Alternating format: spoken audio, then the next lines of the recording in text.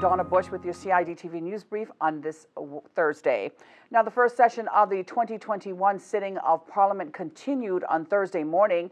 Deputy Premier and Minister for Finance and Economic Development, the Honourable Christopher Saunders, tabled the Office of the Auditor General's unaudited report for the ministry for the financial year ending December 31st of 2020.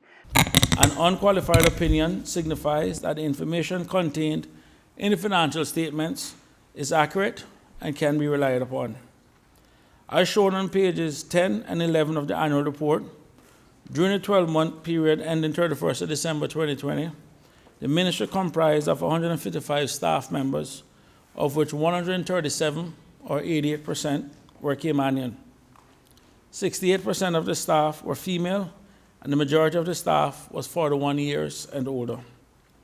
Some of the ministry's key events and achievements during the 2020 financial year included the preparation of the COVID-19 Cayman Islands Economic Assessment and Stimulus Plan, processing of 1,141 requests for the waiver of stamp duty and import duties at the value of $6.1 million, generating approximately $8.4 million in incremental revenues from operating investments, the arrangement of $330 million emergency line of credit, which is an insurance measure for the government to avoid having to deplete all of its cash reserve and to assist with meeting its financial obligations depending on how the COVID-19 pandemic recovery proceeds.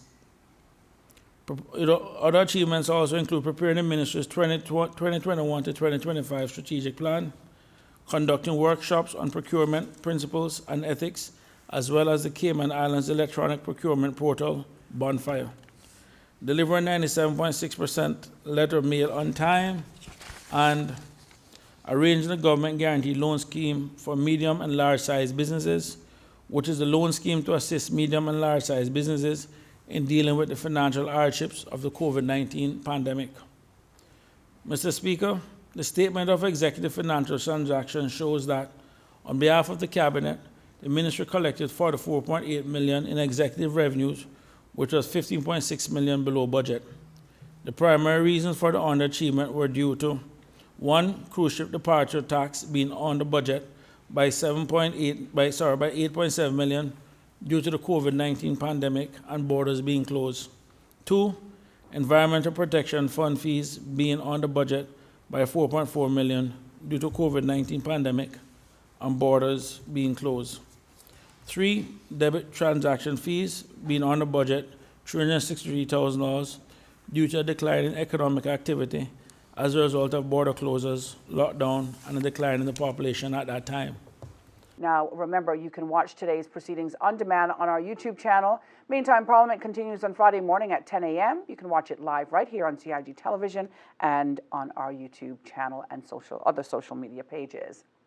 Well, Education Minister, the Honourable Juliana O'Connor Connolly, and a host of distinguished guests joined students and staff at the Layman Scott High School last Friday at a special assembly to celebrate the school's good rating in the May 2021 Office of Education Standards Inspection Report.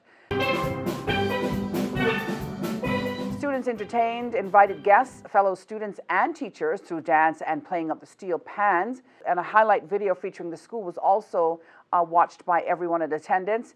In a video message, His Excellency Governor Martin Roper congratulated the school on its achievement. I'm delighted to have this opportunity to say huge congratulations to everybody at Layman Scott High School in the BRAC for this outstanding achievement of receiving a good award in the latest inspections report. So let me thank all the teaching staff, Minister O'Connor Connolly, staff in the ministry, plus the inspections team, and everybody, including all of the students, for everything that you have done to achieve this excellent performance. Minister O'Connor Connolly also congratulated the high school on its achievement, adding, "I am optimistic that Layman Scott High School is well on its way to achieving an excellent rating. I'm delighted with your progress to date, and we're committed to our continued investment in education." The Good Rating event was attended by the Minister for Education, as just mentioned, as well as senior civil servants. Well, it's officially summer for local students, and that means summer camps. The Department of Sports officials tell us 10 of their 11 camps are full to capacity, but there's still space at one, and include the fitness and more at the Truman-Bodden Sports Complex, as well as a basic lifeguard camp at the Lions Pool right next door. The indoor-outdoor camp includes a visit from Radio Cayman staff who teach vocalization as a life skill. Now, on Thursday morning, the campers were surprised with a visit from Minister of Sports, the Honorable Bernie Bush. While there, the minister spoke with the children, and he listened as they sang the national song. A lifeguard camp, as mentioned, was being held next door at the Lions Pool as coaches Chester and Bryce took participants through the paces.